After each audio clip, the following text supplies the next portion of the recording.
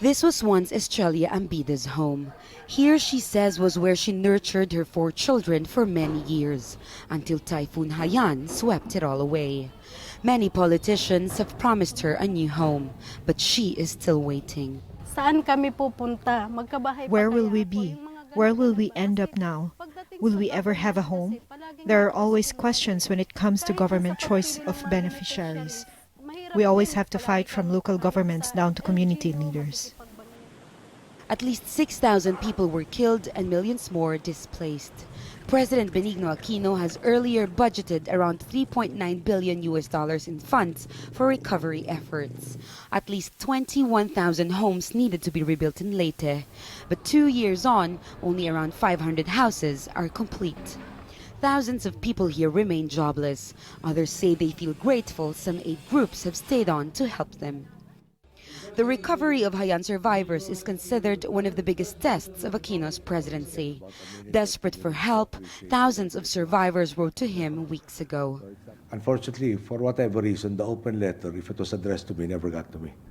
And I never saw it.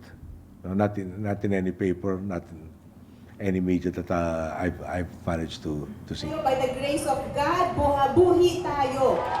Election season has begun, and some survivors say they worry that their stories will just be used to further political ambitions here.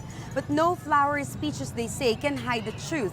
The 2 years on, thousands of survivors are still living in makeshift shelters with no electricity and running water. Both national and local government agencies put the blame on each other. Relief efforts have been marred by politics from the very beginning.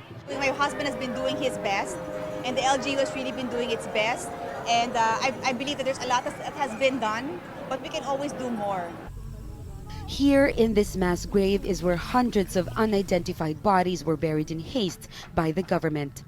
Families desperate for closure, marking crosses for their loved ones, hoping that even in death, they are given dignity. But 2 years on, this mass grave has deteriorated, parts of it removed to make way for new construction. For those still grieving, this is a grim resting place. For loved ones whose stories have already been forgotten. Jamela Alindogan, Jazeera, Tacloban City, Southern Philippines.